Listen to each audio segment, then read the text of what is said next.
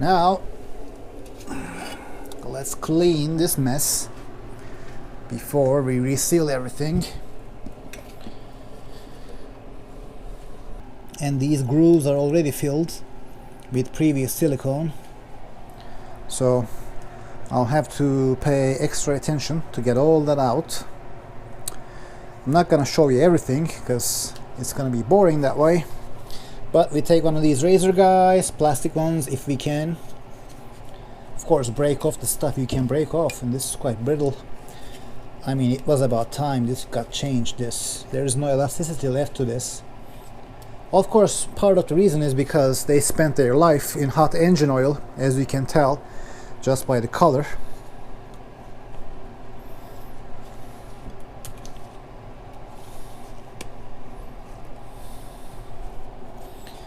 Okay, and this is the outside portion. So inside portion, you can see in contact with engine oil, and the outside portion, which is here, which is still gray, and I can feel it in my hands. This is much stiffer than this. Easily breaks. This portion has some elasticity left to it, if you can see.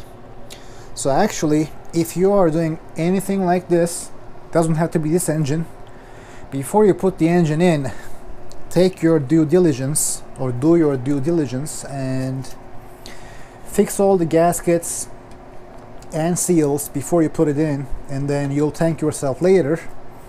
Because if your engine is as old as this one and has been in use, chances are the gaskets are in this condition or worse. Plus, in modern day engines, if you don't push them too hard, really these things are the first things to fail before any real damage occurs in the engine. So you're just gonna be dealing with rubber and other sorts of gasket material that you need to fix actually. So take your time, do this. I'm just gonna get to work, clean this real good, get all this residue here, and we'll get to putting it up. So I am gonna start now.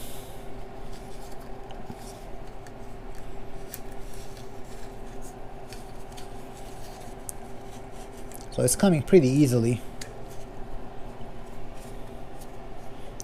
So for a change, I don't need to use the razor blade, which gives me the creeps working on aluminum.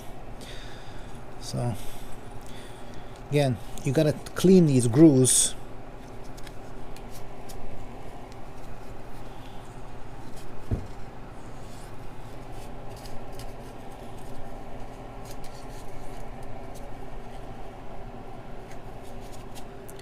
Now you gotta do this gentle as possible, that is, because again, steel, aluminum. I know I sound like a broken record, but there's a good reason that I am, because I have done that mistake before many times. So this one isn't helping that much.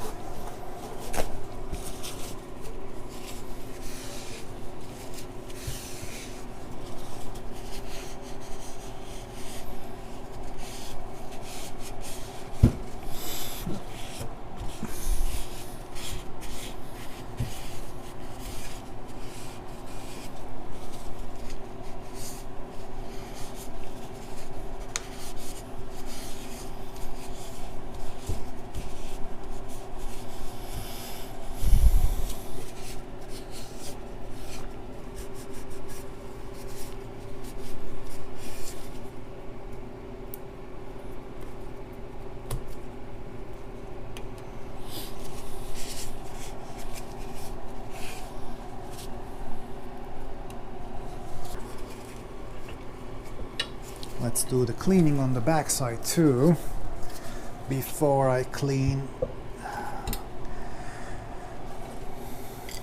in more depth. Let's just do the rough. Let's finish the rough cleaning,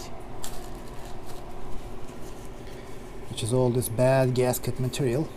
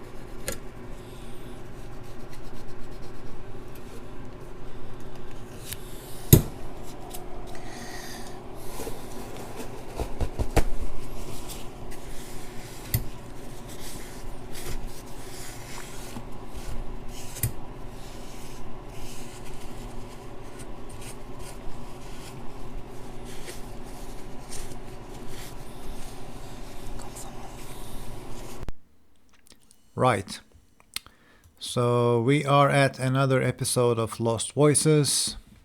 Unfortunately, I'm in trouble with this GoPro. I'm losing sound clips here and there, but bear with me. Here you're seeing me using the drill bit attachment. This is a bristle brush of sorts. It's a polymer bristle. It has ceramic particles in it. So I'm using it just to clean the rest, or at least do the rough cleaning of the oil pan. This is the upper oil pan. Once that cleaning is done, I am moving to 320 grit and sanding away to my heart's desire, really. So I sand and sand and sand until all the residue is out and I have a shiny surface, as you will see. By the way, this is gonna be a long voiceover. We got about 10 minutes together here, so you'll have to bear with me. Now the backside.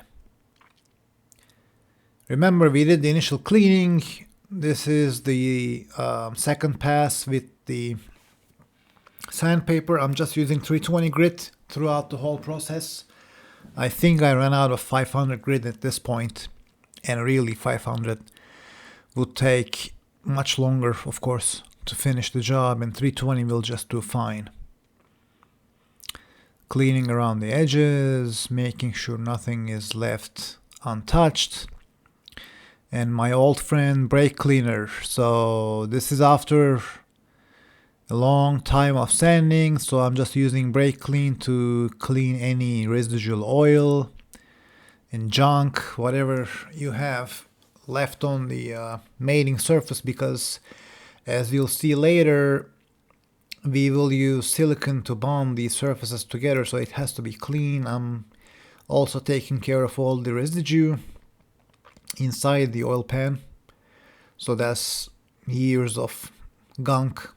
I mean, I'm probably the first person to take the engine apart, so might as well do the cleaning. So now the lower side of the engine block, you're seeing that I'm doing the same exact procedure I've done with the oil pans. It's just scraping, and then sanding, and followed by sanding, some more cleaning.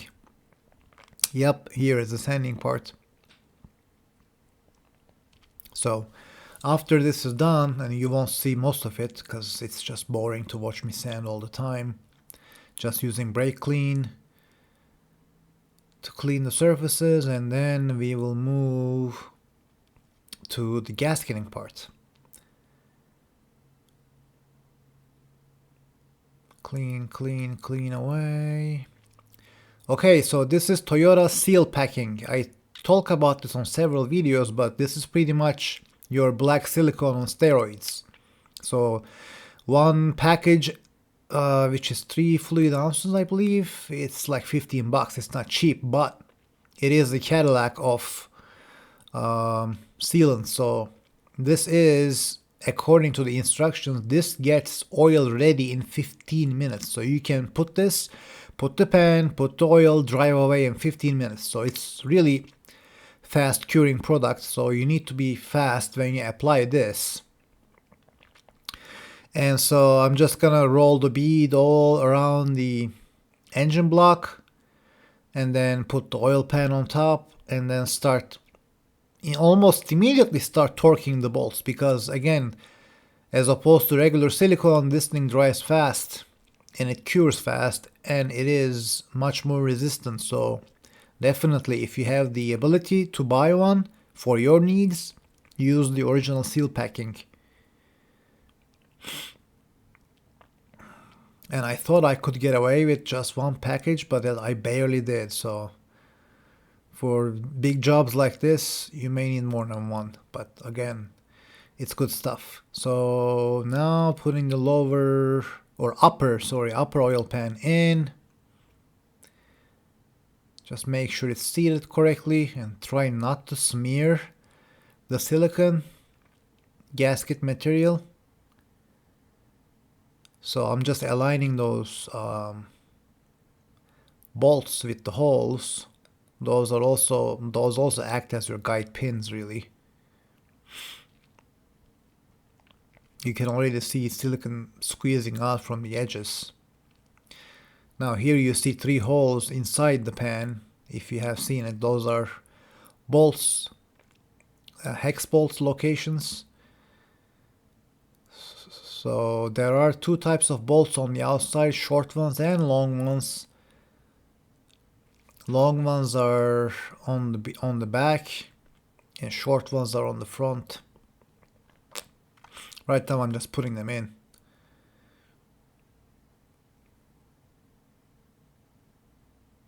And what I'll do right here is just hand tighten them, all of them, and then start torquing. So these are the long bolts that I'm putting in right now. Excuse me, actually not long bolts, thicker bolts. These 4 in the back are relatively thicker compared to the ones on the front. And they have different torque values, as you will see later on. So these are the hex bolts. So there is 3 of them that are inside. So to be able to get this upper oil pan, you have to take the lower oil pan apart, because of these 3 hidden hex bolts, and within the same area there is a nut as well. So 3 hex bolts here and the nut right on the other side of the oil pickup tube. So you can't just unbolt from the outside and expect to take the upper oil pan out. You need to take these secret ones out too. For that, the lower oil pan has to come off too. And then there are long bolts in the back, but they are the same size, same diameter as the short bolts in the front. And then there is 2 more hex bolts in the back. There's a lot of bolts here that hold this thing in.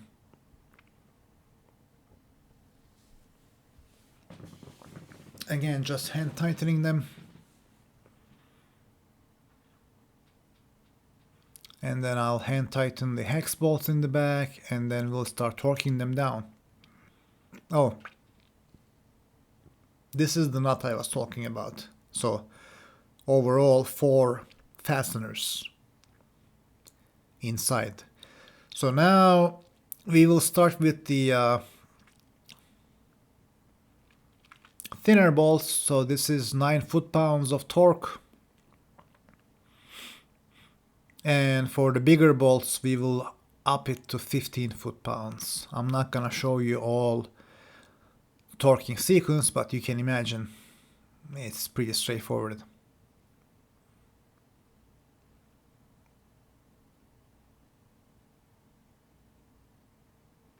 Torque, torque, torque away. These digital torque wrenches are super nice. And now the big bolts, 15 foot-pounds. There's only 4 of them. This is the first one. Click, click. Opposite side, second one.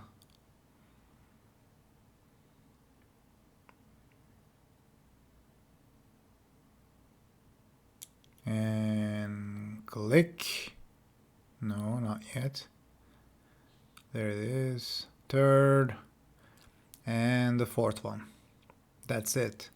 The rest is all 9 foot-pounds. So dialing it back to 9 to get those longer bolts in the back. Come on. There it is. So that's one.